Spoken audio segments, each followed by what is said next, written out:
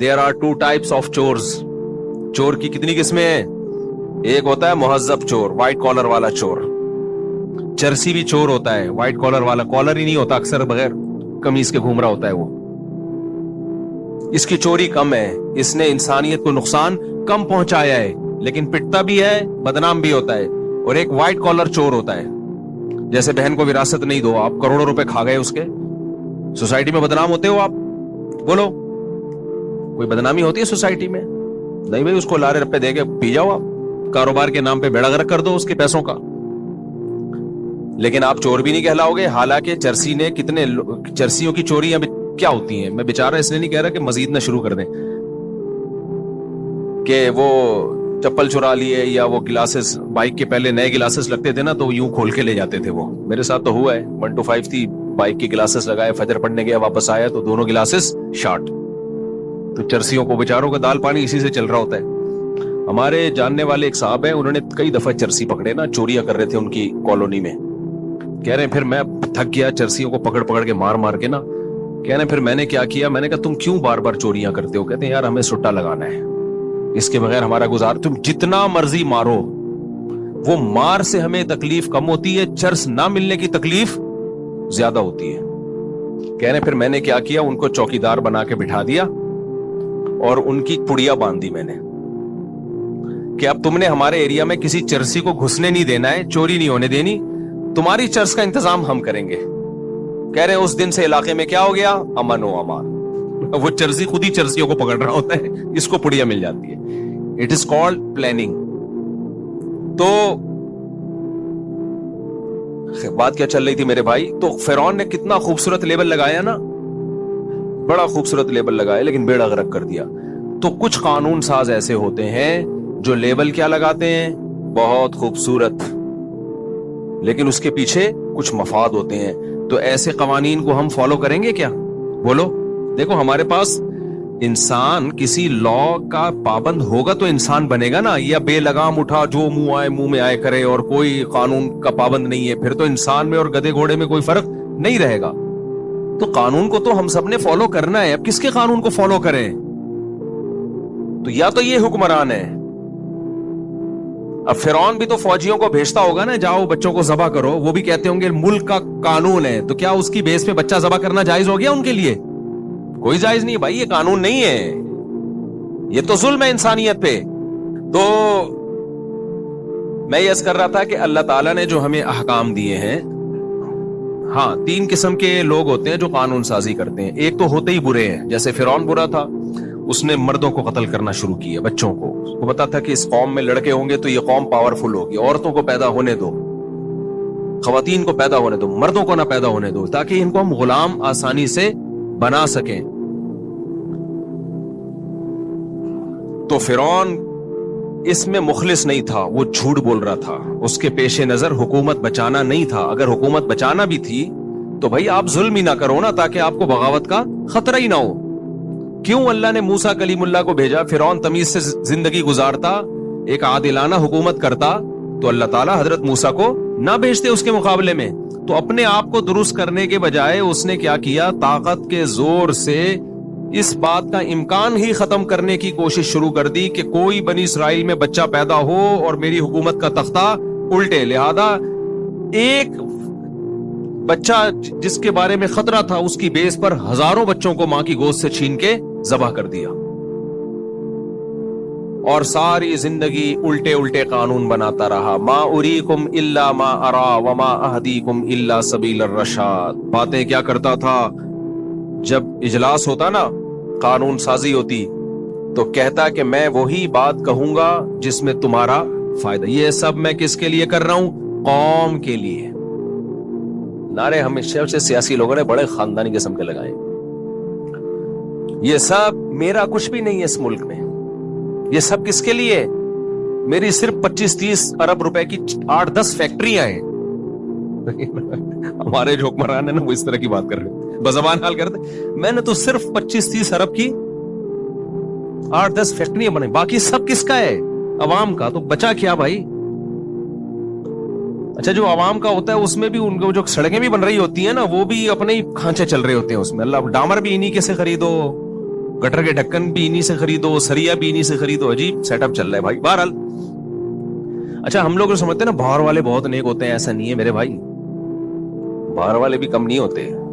गोरे की जो करप्शन है ना वो बड़े खानदानी तरीके से होती है, वो छिछोरी तरीके से नहीं होती, इसलिए वो करता भी है, बदनाम भी नहीं होता। हम लोग चप्पल चोर हैं, पकड़े जाते हैं, वो चप्पल चोरी नहीं करते, वो क्या करते हैं, अफ्रीका में और गरीब मुल्कों में सोने की कानों पे कब्जा करते हैं, फिर वहां करप्ट हुक्मरानों को बिठाते हैं, इलेक्शन में धांधलियां करवा के करप्ट लोगों को बिठा के, फिर उन करप्ट लोगों का से उनका भत्ता होता है कि जितना गोल्ड है हम निकालेंगे और तुझे इतना पैसा मिलेगा। तो एक शख्स वाहिद अरबपति बन जाता है। तो गोरा कहता है कोई बात नहीं, तेरे पास अगर अरब रुपए भी आ गए ना, इससे कोई फर्क नहीं पड़ता, मुल्क स्टेबल नहीं होना चाहिए। लिहाजा वो सारा, मैं तो दुनिया में सफर किया मेरे भाई, जिस मुल्क में सबसे ज्यादा वसाइल हैं वही सबसे ज्यादा गरीब है। आप अफ्रीका में जाओ जहां से सोना निकल रहा है ना, हीरे निकल रहे हैं, उन जगहों पे खाने को रोटी नहीं है लोगों के पास, पत्ते उबाल उबाल के खा रहे हैं। ये हाल उनका किसने किया है? ये उन्हीं कौमों ने किया है जिनको हम दिन रात सलूट करते हैं। कहते हैं यार ये होती हैं तरक्की याफ्ता कौमें, ये होते हैं खानदानी लोग। दूसरे हुक्मरान वो होते हैं जो अपनी कौम के साथ मुखलिस होते हैं, वो कानून साजी करते हैं और वो लेबल भी अच्छे लगाते हैं और उनके पीछे उनका जज्बा भी अच्छा होता है। जैसे यूनाइटेड नेशन के बारे में कहा जाता है, यूनाइटेड नेशन इस मयार पे पूरी उतरती है नहीं उतरती, इस बहस में पढ़ने की जरूरत नहीं है, लेकिन यूनाइटेड नेशन के बारे में कहा जाता है इसमें मुख्तलिफ मुल्क हैं जो एक दूसरे के दुश्मन मुल्क भी हैं, लिहाजा वो कभी ऐसे कानून नहीं बनता जो एक मुल्क को फेवर दे रहा हो और दूसरे मुल्क का उससे बेड़ा गर्क हो रहा हो। चाइना है, रशिया है, फ्रांस है, जर्मनी है, ये इनमें बहुत से मुल्क आपस में दुश्मन है। तो ये 5 बड़ी ताकतें हैं जिनके पास वीटो पावर है और बहुत सारे ममालिक उसका हिस्सा है। उसके बाद कानून साजी होती है और उस कानून में इंसानियत को रखा जाता है और उसके बेसिक उसूल क्या हैं? राइट्स, हर एक को आजादी हो। जो कानून बनाया गया है ना यूनाइटेड नेशन में, जो बेस है, देखें हर कानून की भी एक बेस होती है कि किस चीज को सामने रखकर कानून साजी करनी है। इस्लाम ने भी जो कवानीन दिए हैं ना हमें, उनकी भी एक बेस है, वो मैं अभी आऊंगा इंशाल्लाह, उसको बताऊंगा कि इस्लाम ने किन चीजों को सामने रख के कानून साजी की है। तो यूनाइटेड नेशन भी कानून साजी करती है, उसमें जो बुनियादी चीज है आजादी, वो क्या है? बेस ही क्या है? आजादी। लिहाजा उस आजादी में जो शख्स जो कुछ करना चाहे उसमें वो क्या है? आजाद, बशर्ते के उसकी आजादी से इंसानियत को नुकसान ना पहुंच रहा हो। लिहाजा लोग जिना करने में भी क्या है भाई? आजाद है, लेकिन रेप की इजाजत नहीं है, जबरी जिना की इजाजत नहीं है, इसलिए कि आपकी आजादी से नुकसान किसको होगा? औरत को। अगर वो राजी है तो आप कर सकते हैं। क्या क्यों भाई? ये राइट्स समझते हो कि नहीं समझते? यहां तक आगे बढ़े कि होमोसेक्सुअलिटी को भी लीगल कर दिया कि भाई अगर एक को पसंदी वसीम को गफ्फार आ रहा है तो मौलवी साहब को तकलीफ क्यों हो रही है भाई कि ये उसको वो क्यों पसंद आ रहा है? और लूत अलैहिस्सलाम की कौम के वाक़े, भाई मजहब आपका निजी मामला है, आप रिलीजियस हैं, आप मजहबी हैं, ये आपका निजी मामला है। जब यूके में ये कानून पास हुआ ना तो कुछ लोगों ने कहा कि यार ये तुम क्या कानून साजी कर रहे हो भाई, ये तो एक गुनाह है। तो वहां बहस इस पर हुई असेंबली में कि भाई अगर हम इसको गुनाह करार देते हैं तो नेकी और गुनाह ये मजहब का टॉपिक है, ये क्या है? मजहब है। तो अगर हमने मजहब को बुनियाद बनानी है तो फिर क्रिश्चियनिटी को लेकर आए हम या इस्लाम को लेकर आए हम। तो मजहब को जब हम दरमियान से निकालेंगे तो हम किस बेस पे इसको नाजायज करार देंगे?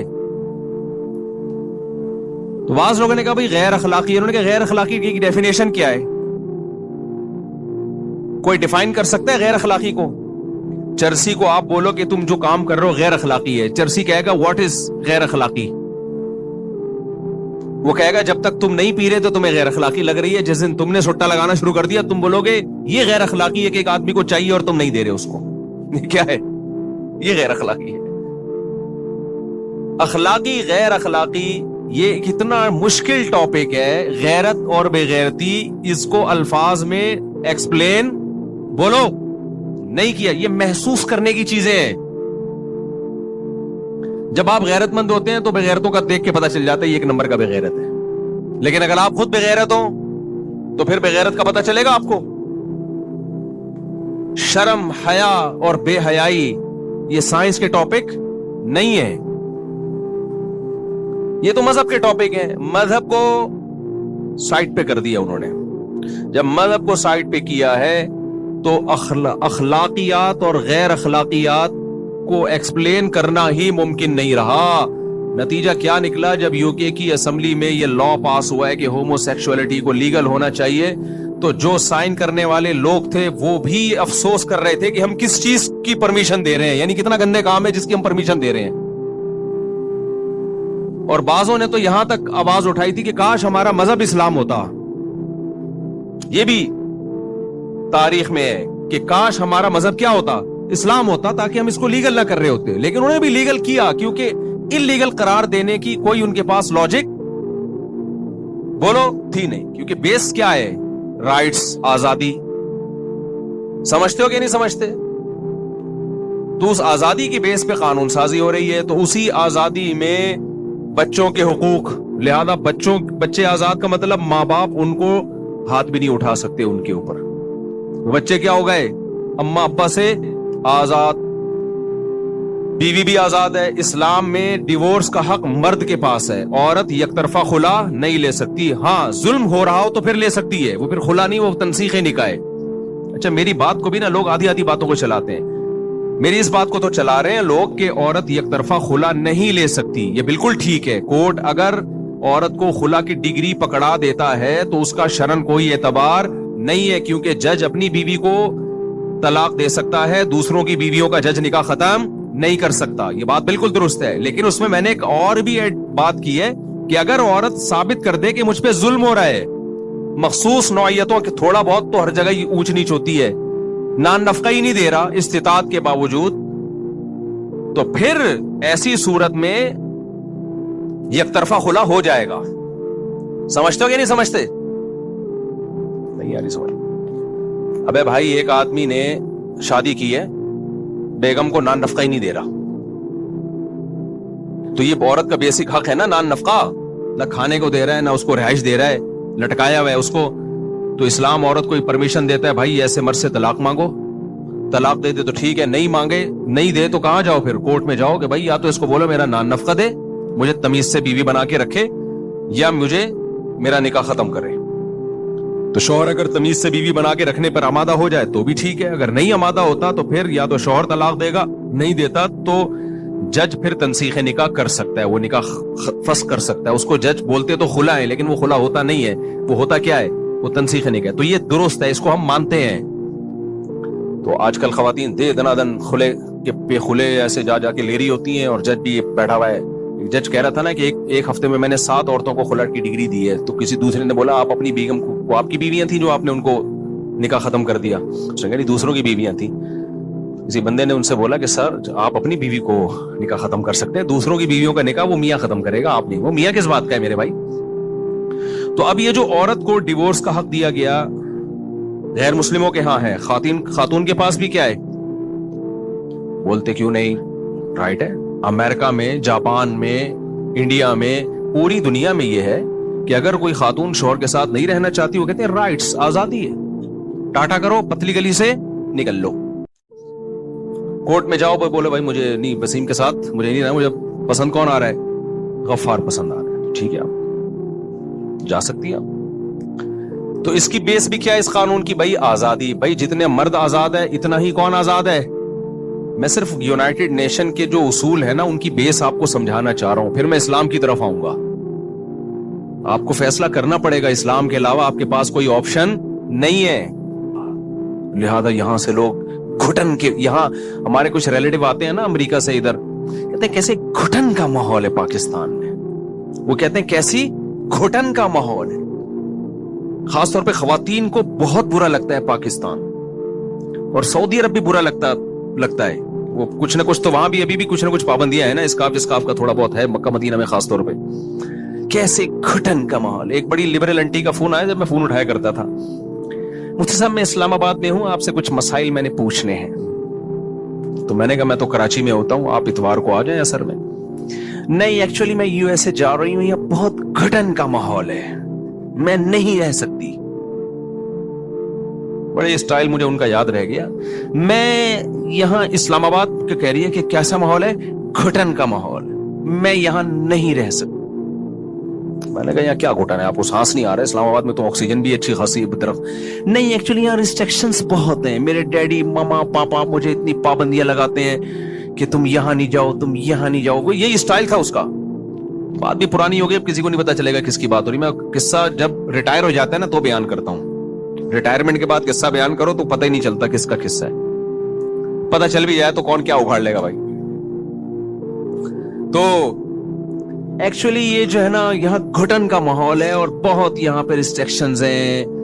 उनका मकसद ये था, यहाँ शादियों में डांस करते हुए भी आदमी देख रहा होता है, अब्बा तो नहीं देख रहे हैं कुछ ज्यादा घूर। यहाँ तो हम लोग तो देसी है ना, किसी लड़के को डांस करता हुआ देखे तो कुछ लोग देखते ही रह जाते हैं, उठते ही नहीं। तो अंग्रेजों में बदनजरी नहीं है, वो ये छिछोरी हरकतें नहीं करते, वो डायरेक्ट नाइट क्लब चले जाते हैं जिसको ख्वाहिश हो। नहीं तो वो हमारे यहाँ कोई अगर कोई स्कर्ट पहन के भी घूम रही हो तो पूरा घर तक पहुंचाते हैं उसको, पूरा घर तक पहुंचा के आते। तो उसने कहा ऐसी घुटन का माहौल है यहाँ, ड्रेसिंग भी यहाँ वगैरह वगैरह, जो भी आजकल लिबरल आंटियों के मसाइल चल रहे हैं आजकल। तो इसलिए यूनाइटेड नेशन ने जो लॉ बनाए हैं घुटन खत्म करने के लिए। क्या खत्म करने के लिए? घुटन खत्म हो भाई, जेल ना हो, ये आजाद।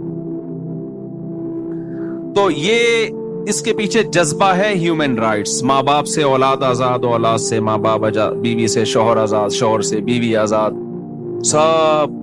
तभी इतने राइट्स से थैंक यू से ही बात करनी है। फड्डा हो जाए तो हाथ लगाने की इजाजत नहीं। हमारे यहां तो तबीयत से कूटने के बाद सोच रहे होते हैं कि पुलिस को बुलाएं, अब क्या करें हम।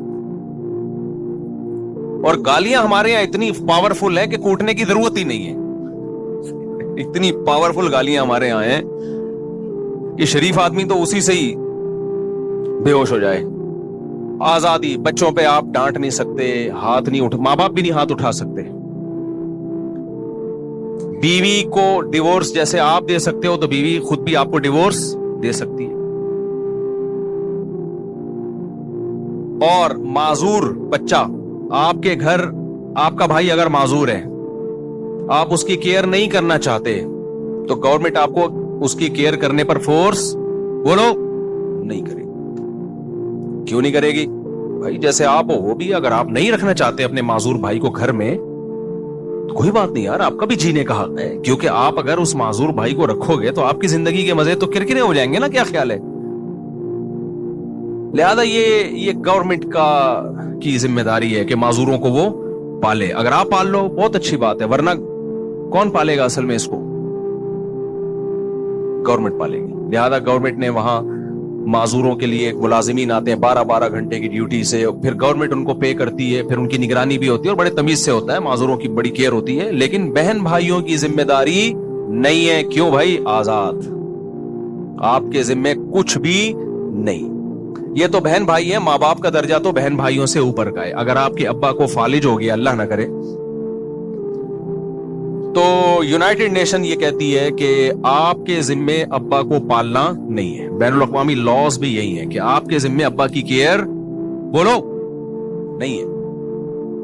आप अब्बा को छोड़ के टाटा करके चले जाएं, कोई पूछने वाला नहीं है, कोई कानून आपको मजबूर नहीं करेगा। वजह क्या है? राइट्स। आप क्या है? आजाद है। हर आदमी इंडिविजुअल है, वो पाबंद नहीं है, बाउंड नहीं है। अब्बा को ना पाले आप, ये किसका काम है अब्बा को पालना? हाँ, आप ये एक फोन कर देते तो एक सवाब मिलेगा आपको कि मेरे अब्बा को फालिज हो गया है, काइंडली कोई एम्बुलेंस भेजें, इनको ओल्ड हाउस में फौरी तौर पे जमा कराया जाए। वो भी अगर आप फोन वोन नहीं करते तो भी कोई इतना बड़ा इशू नहीं है। थोड़ा सा लोग बुरा भला कहेंगे आपको। अम्मा को पालना आपकी जिम्मेदारी बोलो। माँ की खिदमत आपकी जिम्मे नहीं है तो बहू और सास के से तो मसले खत्म हो गए ना। ये हमारे यहाँ लोग सवाल पूछते हैं क्या बहू के जिम्मे है कि वो सास की खिदमत करे? अंग्रेज ये सवाल पूछते ही नहीं है, कहते हैं हम अपनी माँ की खिदमत नहीं करते तो बहू तो बहुत وہ تو डॉटर इन लॉ है. हमारे यहाँ मसला पूछा जाता है क्या बेगम पे लाजिम है कि वो शौहर की खिदमत करे. अंग्रेजों के यहाँ ये मसला पूछना ही गलत है. वो ऐसे आपको खा जाएगा, बोलेगा यार क्या कह रहे हैं, बीवी शौहर की खिदमत के, दिमाग सही है तुम्हारा? क्यों भाई, वो भी आजाद है. शौहर के जिम्मे नहीं है कि वो बीवी का नान नफका उठाए, क्योंकि शौहर क्या है, आजाद. बीवी के जिम्मे नहीं है कि वो शौहर को चाय पिलाए, क्योंकि बीवी क्या है. मजा आ रहा है ना सुन के, कितनी आजादी यार, फौरन जाना चाहिए ना. सब क्या है, एक दूसरे से क्या है, आजाद. ये है ह्यूमन राइट्स. हत्ता के जानवर भी आजाद हैं. सांप तक को मारने की इजाजत नहीं है बहुत से मुल्कों में. हमारे एक दोस्त हैं, वो उनके घर के बाहर इतना बड़ा अजदा निकल आया. खैर वो कानून किसी हद तक ठीक भी है कि भाई आपका मकसद इस जानवर से तकलीफ से बचना है ना, तो हमें फोन करो, हम उठा के ले जाएंगे, बस जंगल में डाल देंगे इसको. तो उस पे तो मुझे भी कोई एतराज नहीं है इस कानून पे. ये जानवर को मारने पर पाबंदी वाला कानून हमें भी हाँ, अगर जानवर हमला कर रहा हो तो फिर मार सकते हैं. खैर वो अजदहे का उन्होंने फोन किया, वो कह रहे हैं वो आए, वहां जो रेस्क्यू करने वाले आए और अजदहे को उठा के ले गए. वो मैंने कहा अगर अजदहा तुझे उठा के ले जाता ना तो तुझे कौन बचाता, तेरा क्या होता कालिया. अगर अजदहा तुझे पहले उठा के ले जाता. भाई वीडियो नहीं बनाइए, ठीक है ना. तो जानवरों के हुकूक सब क्या है, आजाद. जानवरों के हुकूक हमारे यहां भी जानवरों के बिल्कुल भी नहीं है हुकूक, होने चाहिए. बेला वजह पीट रहे होते हैं, मुर्गे लड़ा रहे होते हैं आपस में. खैर तो आजाद आजाद आजाद आजाद आजाद. इस कानून की बेस अच्छी है. कानून की बुनियाद का मतलब, बेस अच्छी का मतलब, बेस जो है कि सबको आजादी मिलनी चाहिए, इसके पीछे जज्बा अच्छा है. बेस अच्छी तो नहीं कहेंगे हम, जज्बा क्या है, जज्बा अच्छा है.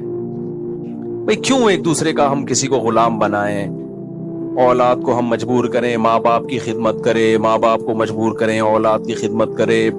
बहन माजूर हो जाए तो भाई की जिम्मेदारी है बहन को पाले, वगैरह वगैरह. तो सब इंडिविजुअल हैं, सब क्या है, आजाद. ये एक दूसरे किस्म के कवानीन है. या तो आप इस कवानीन इनको, जो हमारा अक्सर सेकुलर और लिबरल तबका समझता है कि ये इंसानियत के लिए इसमें क्या है, भलाई है, इंसानियत के लिए इसमें क्या है, भलाई है, तभी उनको वहां का माहौल आजादी वाला रखता है. और यहां घुटन फील होती है उनको, बहुत टेंशन में आते हैं, डिप्रेशन में जाते हैं. यार क्या है, खवातीन कहती हैं हम आधे कपड़े पहनते हैं तो हमें ठरकी लोग घूर घूर के देखने लगते हैं, बल्कि ठरकी क्या सारे ही देख रहे होते हैं. तो हम आजाद. एक किसी ने बताया कि वो कह रहे हैं हम अमेरिका से सऊदी अरब गए, वहां सऊदी अरब में मैं अपनी वाइफ के साथ घूम रहा था, सारे अरबी शेख जो है ना घूर घूर के मेरी बीवी को देख रहे थे. तो वो ऐसे ड्रेसिंग में थे ना, तो क्योंकि वो अरबियों ने कभी इस तरह की ड्रेसिंग वहां देखी नहीं. मैंने कहा हो सकता है बुरी नीयत से ना देख रहे हो, ताज्जुब से देख रहे हो. बहरहाल शेखों के बारे में कुछ भी कहा जा सकता है कि किस नीयत से देख रहे थे वो, क्या ख्याल. तो हमने तो अच्छी तावील की कि भाई अच्छी नीयत से देख रहे होंगे कि यार ये उजूबा क्या है. तो मैंने कहा आपको जरूरत क्या थी, जब आपको पता है यहाँ ये कल्चर नहीं है तो आप पूरे प्रॉपर ड्रेस में घुमा लेते उसको. खैर तो तीसरी किस्म के कवानीन है इस्लाम के. तीसरी किस्म के कवानीन किसके हैं, इस्लाम के. इस्लाम के कवानीन की बेस पता है क्या है, यूनाइटेड नेशन की जो कवानीन है उनकी बेस है आजादी. उनकी बेस समझ में आ गई, आजादी. उस आजादी को सामने रखकर कानून साजी की गई है कि सबको क्या किया जाए, जीने का हक दिया जाए, कोई किसी का पाबंद नहीं है.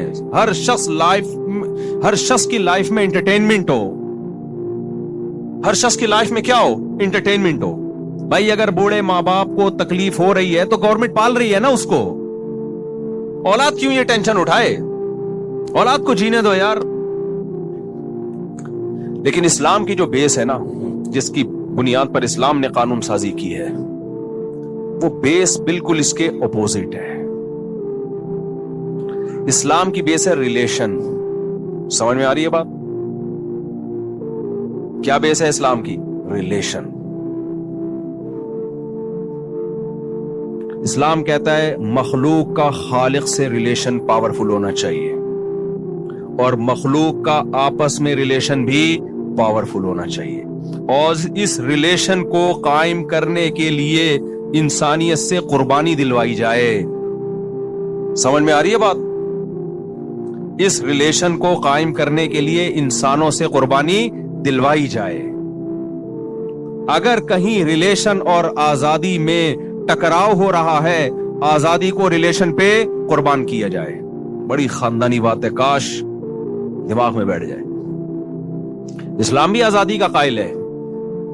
اسلام نے لوگوں کو سورج کی عبادت سے نکال کے سورج سے آزاد کیا کہ نہیں کیا؟ اسلام نے جانوروں کی عبادت سے، اسلام نے سب سے پہلے تو انسان کو آزادی یہ دی کہ ساری کائنات انسان کے لیے مسخر ہے۔ ساری کائنات کس کے لیے؟ انسان کے لیے۔ پہلے لوگ غلام تھے، پیروں کے غلام، بتوں کے غلام۔ کوئی سورج کی عبادت کر رہا ہے، کوئی چاند کی عبادت کر رہا ہے، کوئی آگ کے سامنے جھک رہا ہے۔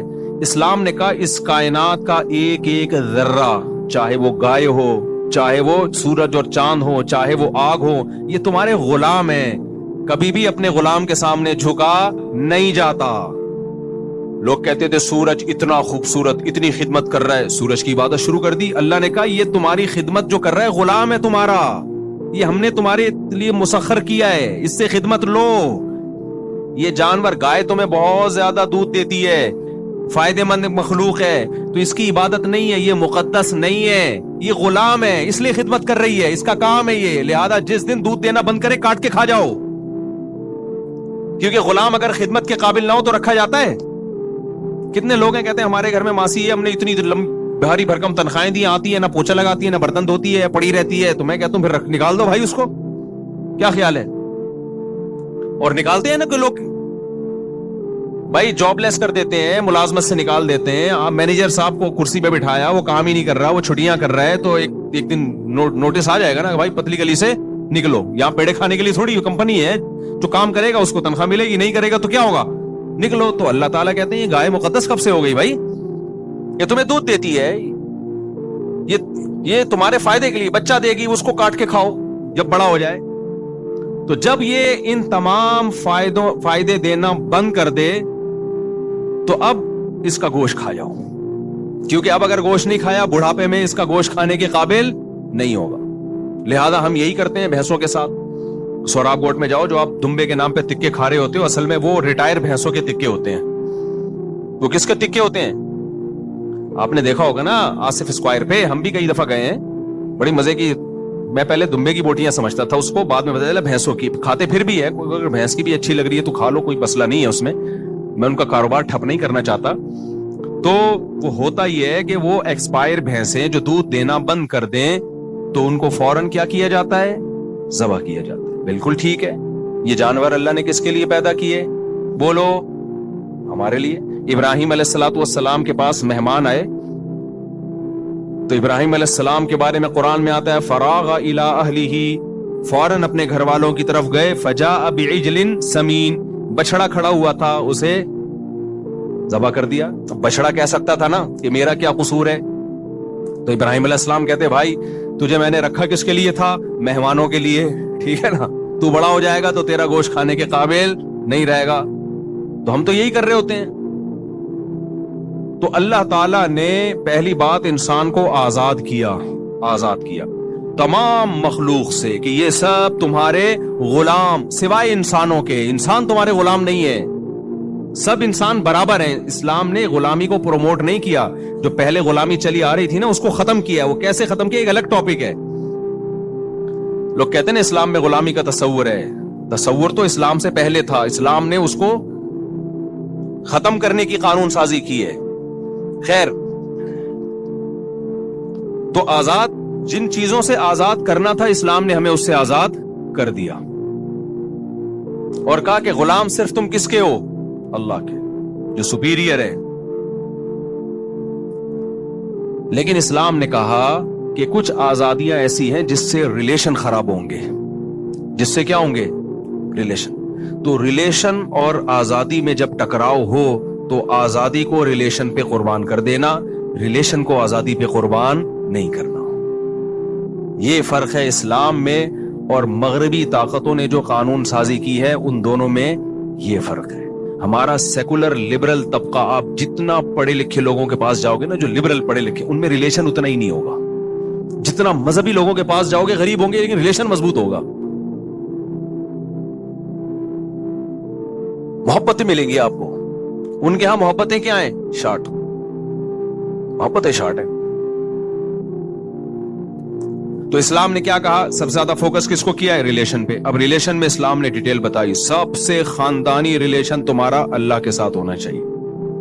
لہذا اس ریلیشن کو مضبوط کرنے کے لیے بہت ساری آزادیاں ہم سے سلب کی گئی ہیں. آپ جمعے کے دن آزاد نہیں ہو کہ جمعے کی اذان ہو گئی اور گھر میں پڑے ہوئے آپ ٹی وی میں میچ دیکھتے رہو. آپ آزاد ہو؟ نہ. آپ کو نہا دھو اس لیے کہہ رہا ہوں کہ جمعے کو بھی بہت سے لوگ نہیں نہاتے.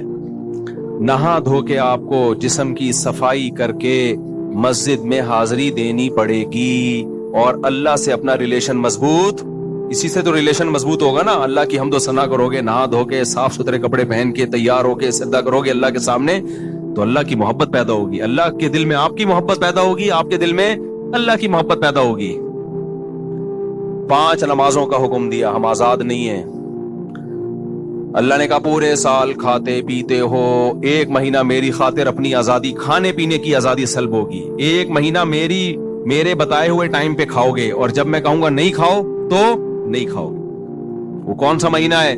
رمضان. ہماری آزادی سلب، میرے پراٹھے چھوٹ جاتے ہیں. سب سے زیادہ ٹینشن جو روزے میں ہوتی ہے نا، ناشتہ چھوٹنے کی ہوتی ہے، کیونکہ لوگ چائے کے عادی ہوتے ہیں، نسوار گٹکے کے عادی ہوتے ہیں، وہ سب ختم. نسوار والوں کو دیکھو عصر کے بعد ان کی حالت کیا ہوتی ہے، عصر کے بعد حالت کیا ہوتی ہے. سگریٹ والوں کو دیکھو روزے میں عصر کے بعد کیا حالت ہوتی ہے ان کی. تو یہ آزادی ہماری کیا ہو جاتی ہے؟ چھن جاتی ہے. بہت ساری آزادیاں، میں تو تفصیل میں جاؤں گا. اس آزادی کو چھیننے کا مقصد ہے آپ کا اللہ سے ریلیشن مضبوط ہو جائے، کیونکہ آپ کو صرف آزادی نہیں چاہیے، ریلیشن کی بھی ضرورت ہے. آپ اپنے غم کس کے سامنے پیش کرو گے بھائی؟ اللہ کے سامنے پیش کرو گے. اگر آپ کا اللہ سے ریلیشن نہیں ہے تو اللہ تو ہے ہی نہیں آپ کی ڈکشنری میں، اللہ ہے ہی نہیں آپ کی ڈکشنری میں. آپ ڈپریشن کی طرف جاؤ گے. خودکشیاں مسلمانوں میں زیادہ ہوتی ہیں، غیر مسلموں میں زیادہ ہوتی ہیں؟ بولو. غیر مسلموں میں، اس لیے کہ ان کے غم کا مداوع کرنے والا کوئی ہے ہی نہیں، ان کا اللہ سے ریلیشن ہی نہیں ہوتا. وَاسْتَعِينُوا بِالصَّبْرِ وَالصَّلَاةِ، اللہ کہتے ہیں غم زدہ ہو 2 رکعت پڑھ کے اللہ سے مانگو. ہم نے تو 100 دفعہ تجربہ کیا بھائی، جب اللہ کے سامنے اپنی حاجت رکھو ایک دم ایسا لگتا ہے جیسے سر سے پتھر ہٹ گیا، کوئی بوجھ رکھا ہوا تھا وہ ہٹا لیا کسی نے. کیونکہ ہمیں پتا ہے کہ وہ غموں کو دور کرنے کی طاقت بھی رکھتا ہے اور غم میں اجر بھی دے سکتا ہے. مَن يَتَصَبَّرْ يُصَبِّرْهُ اللَّهُ، کیا زبردست حدیث ہے. اگر غم دور نہ بھی ہو، نبی نے فرمایا جو اللہ سے صبر مانگتا ہے نا اس کو صبر مل جاتا ہے. کیا مطلب؟ وہ غم رہ کے بھی برداشت آ جائے گی اس کے اندر. غم اگر دور نہ بھی ہوا نا تو اس غم کو برداشت کرنے کی طاقت پیدا ہو جائے گی. اس کی مثال ایسے ہے جیسے کسی نے آپ کے اوپر لا کے 20 کلو ویٹ رکھ دیا، اب آپ کی چیخیں نکل رہی ہیں اسے ہٹاؤ اسے ہٹاؤ. ایک طریقہ غم دور کرنے کا یہ ہے کہ کوئی آئے اور وہ بوجھ آپ کے سر سے ہٹا دے. ایک طریقہ یہ ہے کہ آپ کو اتنی طاقت دے دے کہ وہ آپ 20 کلو آرام سے اٹھا سکو. تو مقصد تو حاصل ہو گیا نا بھائی. تو غم کا بوجھ جب سر پہ ہوتا ہے، جب آپ اللہ سے دعائیں مانگتے ہیں، صبر کی کوشش کرتے ہیں، یا تو اللہ وہ غم دور کر دیتا ہے یا آپ کو وہ 20 کلو کا غم اٹھانے کی آپ کے اندر طاقت پیدا کر دیتا ہے. اس غم میں بھی آپ مسکرانا شروع کر دیتے ہو. سمجھتے ہو یا نہیں سمجھتے؟ یہ پیکج کافر کے پاس بولو نہیں، یہ پیکج اس کے پاس ہے ہی نہیں. تو اسلام نے پہلا حصہ یہ بتایا کہ بھائی قانون کی جو بیس ہوگی وہ کیا ہوگی؟ مخلوق کا اللہ سے ریلیشن ہوگا. لہذا جہاں ریلیشن اور آزادی میں ٹکراؤ ہوگا، آزادی کو ریلیشن پہ قربان کرنا پڑے گا، جبکہ غیر مسلم اس کا قائل نہیں ہے. دوسرا اللہ نے کہا مخلوق کا آپس میں بھی مضبوط ریلیشن ہوگا. لہذا اس ریلیشن کو قائم کرنے کے لیے ایک دوسرے کے لیے قربانی دینی پڑے گی، کیونکہ محبت قربانیوں سے پیدا ہوتی ہے. اگر ہر آدمی نے انڈیویجول لائف گزارنی ہے، اخپل طریقے سے زندگی گزارنی ہے، تو ریلیشن کیسے بنے گا بھائی صاحب؟ अकबल समझते हो? देखो 4 दोस्त जा रहे हैं, हर आदमी खाना खा रहा है अकबल तरीके से और अपने खाने के पैसे दे रहा है, तो ये कोई दोस्ती हुई?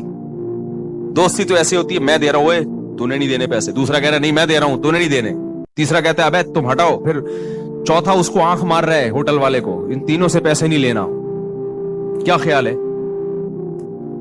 तो रिलेशन तो पैदा होता है मेरे भाई कुर्बानी देने से। तो अल्लाह ने रिलेशन में सबसे पहले बताया औलाद का रिलेशन किससे होना चाहिए? माँ बाप से। माँ बाप से रिलेशन होना चाहिए। लिहाजा अल्लाह ने हुक्म दिया। अच्छा, इसको क्या कह दिया? आजादी। भाई बूढ़े बाप को पालना हमारी आजादी सल्ब हो रही है। ओ भाई सल्ब हो रही है, लेकिन आज तुम अपने माँ बाप के लिए ये कुर्बानी दोगे तो कल तुम्हारे बुढ़ापे में कौन कुर्बानी देगा?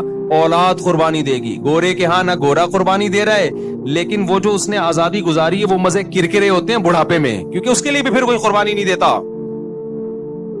बूढ़े आदमी का ओल्ड हाउस में गुजारा तो हो जाता है, मोहब्बत मिलती है उसको ओल्ड हाउस में, है भाई? सरकारी मुलाजिम आए और बूढ़े के राले साफ करके चला जाए, और रेंट पे बंदा आए 1 घंटा उसकी तन्हाई दूर करके चला जाए, रेंट वाला बंदा रेंट का होता है मेरे भाई। वो औलाद से मोहब्बत नहीं मिलती औलाद वाली उसको। इस्लाम ने बताया मां का हक है, मां की खिदमत के लिए अपनी आजादी को कुर्बान करना पड़ेगा, ताकि मां से रिलेशन क्या रहे? बोलो मजबूत। यहां तो मैं आजाद नहीं हूं। मां और बाप को पालना हुकूमत की रिस्पॉन्सिबिलिटी नहीं है, ये रिस्पॉन्सिबिलिटी किसकी है? तुम्हारी है। तभी गोरे अपने मुल्क से बहुत मोहब्बत करते हैं, स्टेट से, क्योंकि सारे काम स्टेट कर रही होती है, खुद कुछ नहीं कर रहे होते। हम स्टेट से मोहब्बत करते हैं, लेकिन हमारे यहां मोहब्बत मां से भी होती है, बाप से भी होती है, भाइयों से भी होती है, बहनों से भी होती है। नहीं होती है तो होनी चाहिए, अगर नहीं है तो फॉल्ट है आपके अंदर।